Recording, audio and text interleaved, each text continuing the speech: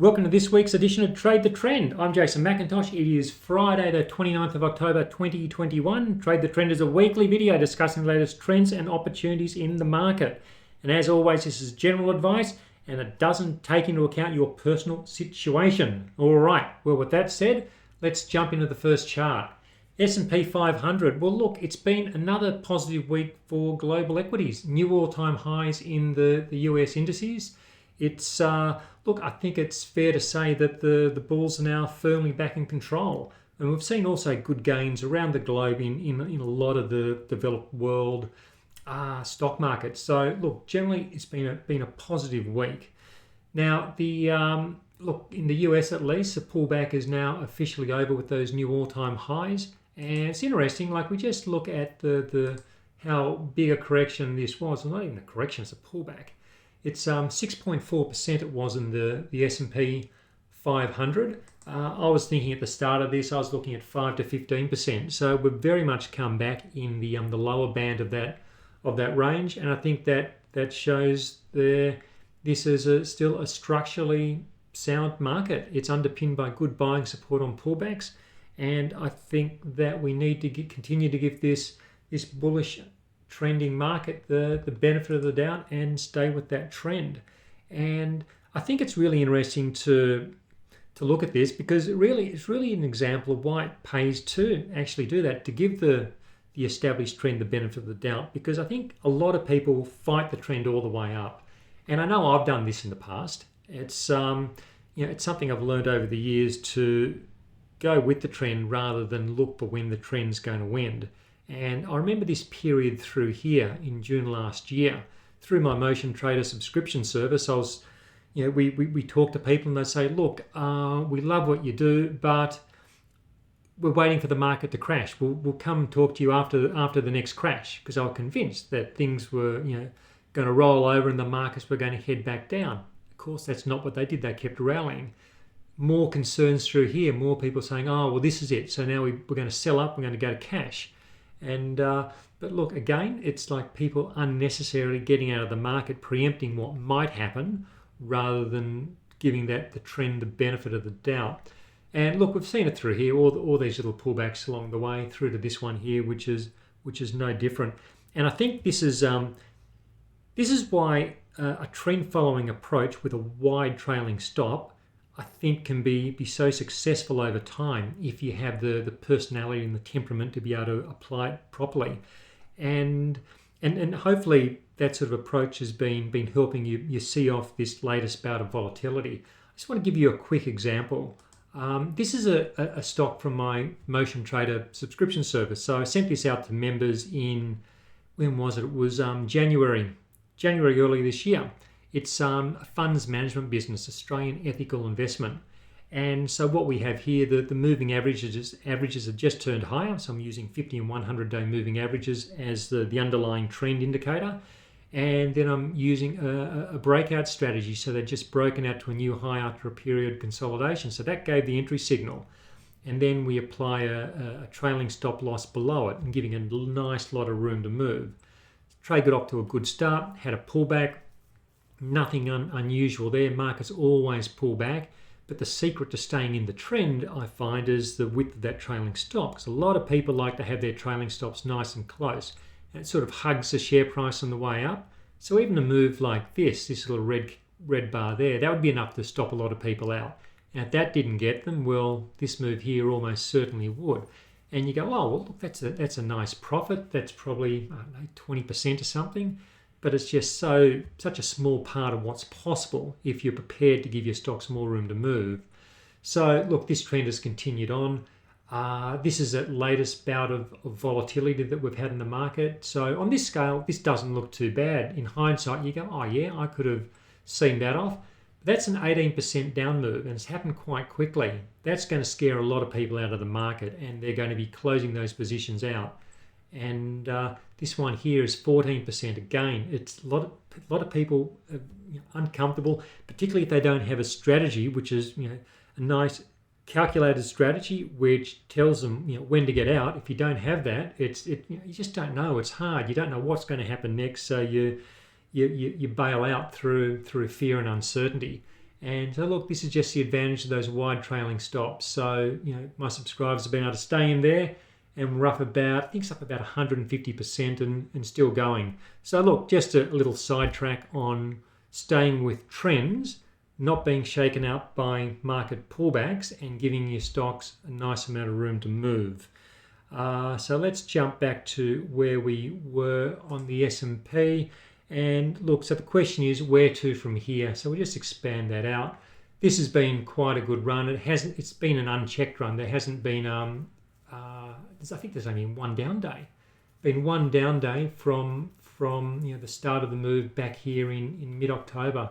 So look, it's not going to keep doing that. It's I think there's every chance we're going to see a bit of a pullback now. Maybe it chugs on a little bit further, but my feeling would be, now look, to give us an idea of what happens at new highs, what we often see at a new high is a pause. So look, let's just go through a few. So back here, we can see the market made a new high, and then it had a pause. Where are we over here? Market made a new high, then it had a pause. Here we had a down move up to a new high, then again a pause for like a couple of weeks. You see this often. Down here we had another down move, rallied to a new high, then a couple of weeks consolidation. It's a very stock standard thing that markets do. Make new highs, pause for breath, then continue on. If that sort of pattern were to appear here, we could see a move down over the next week, attempt to rally back, another bit of a pullback, and then we might see the market punch up to new highs a few weeks later. That's not a prediction, it's a possibility. It'd be a very unsurprising possibility at that. But at this stage, I'm not expecting pullbacks to turn into something larger. There's no evidence of that at this point, so I'd expect the pullbacks to be temporary of nature. All right, so let's quickly jump to the NASDAQ. Last week I draw this line down through there, and the point of doing that was last week the NASDAQ was here. It was sitting below its highs. SP500 down, they'd already made new highs, S&P hadn't. So I drew this line in and said, look, we just want to keep an eye out and make sure we don't have divergence form. So divergence would have been if the NASDAQ didn't make a new high and started to pull back. You don't want to see that. You don't want to see divergence in markets. It's a sign of weakness. Fortunately, that hasn't happened. So we can take that scenario off the table. NASDAQ's at a new high, which is a good thing for the overall structure of these markets. Let's jump to the Aussie market. Okay, so look, not as strong as the US. It's really been struggling to get through this resistance band here. It's a bit of a tricky resistance band in that it's not exactly clear where to place the upper boundary. Is the upper boundary here? Is it here? Is it here?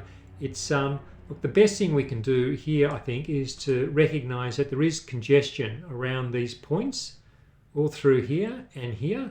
So to signify that the market's taking the next leg high, we need to see a decisive break above this level. Friday's move in the ASX has been weak, and this would suggest that the market is probably going to drift back lower. It may well even come back and retest these lows that were so important, which was such a battleground about earlier at the start of this month. We could find that the market sort of makes its way down here before then maybe then it rebounds and heads higher. That's still my preferred case. My preferred case is that we're going to see this market break higher at some point. Doesn't seem like it's ready at the moment. Looks like it wants to come back and consolidate for a little bit longer. But at this point, I don't see anything in this big broad trend to suggest that this is a top in place. You never know. We could even see like a bullish wedge form. This is complete speculation and guesswork. But just to look at bullish possibilities. So a lot of people will be looking at this and be thinking bearish possibilities. So they'll be looking for, look, are we going to do another one of these?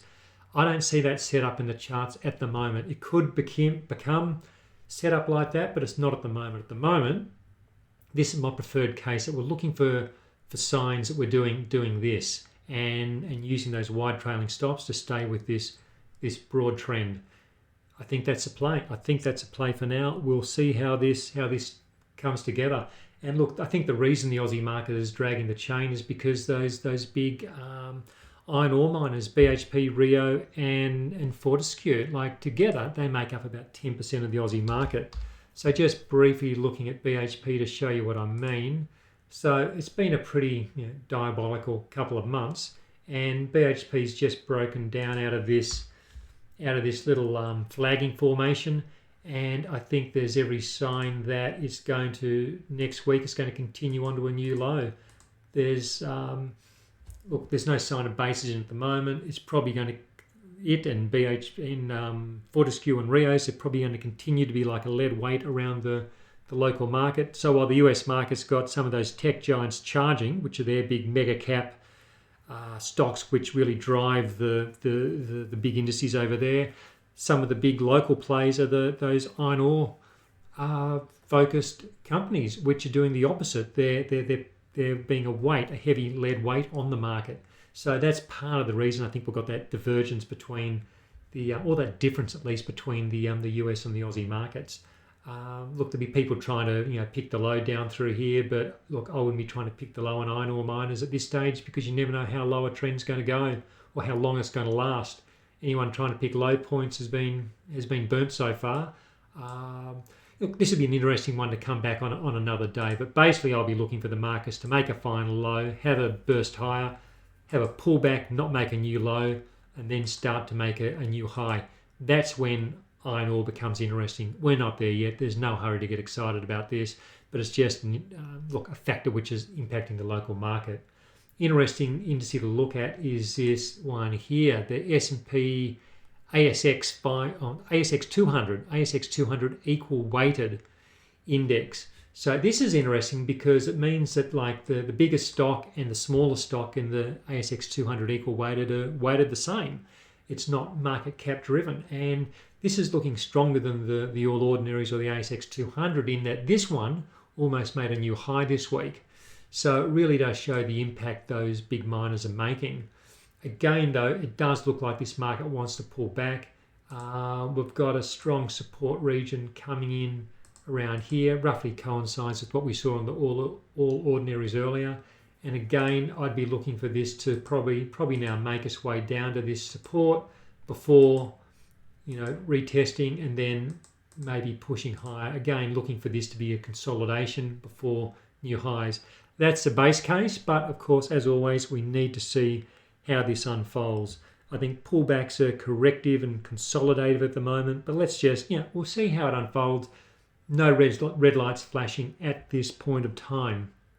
Okay, oh look, and by the way, if you're getting some value from this, please hit that like button. It tells YouTube that you like them, and YouTube will then show other people, which is all really good for me. And also please hit the subscribe button and the bell icon if you haven't already, because again, it tells YouTube that it's people like what I'm doing, and that's an important thing for me, so I keep making the videos, and it helps me build the YouTube channel. So please do those things, like and subscribe. That'd be a fantastic help. Okay, so I'm going to finish up with a potential opportunity which has been setting up. So it's in the copper market. So I'm going to jump to copper first. So look, last week you might remember I drew this bullish wedge formation which copper had just broken up and out from. It's really nice looking pattern. We've got a nice clear cut break. We've had a return move. Now the question is this the start of the next big leg higher in copper? So last week, just a quick recap of what I said last week, we had this big rally here, and now we've had this consolidation. My concern, which you might remember, is that I'm just not convinced this is enough consolidation to correct this whole move up. I think it requires more time. I think we're going to need to see copper move within, it could be something like that takes us out to March next year, something into the first quarter of next year, form a bigger base, and from that bigger base, then we can get a leg higher. That's just speculation. I don't know that's going to happen, of course. It's just looking again for possibilities. However, another possibility is that this is all over and these green metals are going to run hot again and they're going to charge up to new highs and keep going. If that's the case and you want to position yourself from that, well, This is one of those asymmetric opportunities, and by asymmetric I mean it's one of those opportunities where you can have relatively low risk for a high potential return. Now, I'm not playing this because of the scenario which I just outlined, but look, I could be wrong on this. Maybe this is the start of something new. So look, let's just go through a setup which I'm quite sure a number of traders would be looking at and trying to play. So the way this could be done would be, well, firstly, let's look at a Fibonacci retracement of that last up leg. And look, it comes back to the lower band of the Fibonacci, and it's right on support from the top of that wedge. So we've got some clear-cut levels to work with. So if we wanted to play the long side, let's just get rid of our fibs there. We wanted to play the long side at current levels and buy the dip. A lot of people like to buy the dip. I prefer to buy into strength, but there's nothing like buying the dip if you've got good risk management. You could have a stop loss somewhere around there. So that's below the highs from Thursday in the US and below the top of this wedge formation. So just roughly measuring that out from current levels, it's only about 3% down to there. Not very far at all. So it's a relatively tight stop. And then we go, well, look, where could this rally to? What could happen? And if this is a return move before a further rally, you'd expect to see a run higher pretty soon, really in the next few days, probably then a pullback and then another punch up to a new high. So that's a sort of price action you could look for. You can do a measured move as well. So we can take from the low point of the last advance to the high, then back to the recent low point, and we get a move up to somewhere around here, pretty much where I've drawn to. So let's measure that from the current price up to the top there. It's around 16%, and look, you potentially got 3 to 4% downside. What's that? That's about so for that's roughly a risk reward ratio of a reward to risk ratio of 4 points reward, 1 point risk. So that's that's pretty good. That's a pretty good setup when you get those 4 to 1 sort of payoffs. That's what I mean by being asymmetric. We've got 1 on the risk side, we've got a 1 on the profit side, we've got a potential 4. Very, very good sort of ratios to go into a trade with. And of course, these things can run a lot further as well. So look, interesting play. If I were doing this, I'd probably be more interested in this here, this Global X Copper Miners ETF listed in the US. Again, we've got a nice little wedge formation that's broken out of. Different wedge to on the actual physical copper or the copper futures chart. But again, it's one of those situations where you can have your stop loss just below the high from Thursday in the US, below the top of the wedge. Again, you got about that that 4 or 5% move. You've got the let's just project up. You've got potential run up to there. So again, that comes to that's around that 15% sort of mark, I reckon. Yeah, 16% up to there. So again, look, you're looking at 4 to 1, maybe 5 to 1. If if we see a move like this, and it could go a lot higher, making new highs. That's the potential of this sort of move. But again, I'm not playing it myself. I don't discount it by any stretch. But yeah, look, I've got a lot of stuff going on in the local market. You can't trade everything. You've got to pick and choose. You've got to be selective. You've got to go with what works best for you and your strategies. Yeah, look, I like it, but not enough to be readjusting capital and moving into it. But look, everyone's got their own call on these things. So look, again, if you've liked this, please hit that like button. Very important. And let's call that a wrap for this week. Thanks for joining me. Let's come back next week and have another crack at working out where the markets might go next. Hope you got something out of it. Thanks for joining me. See you next week.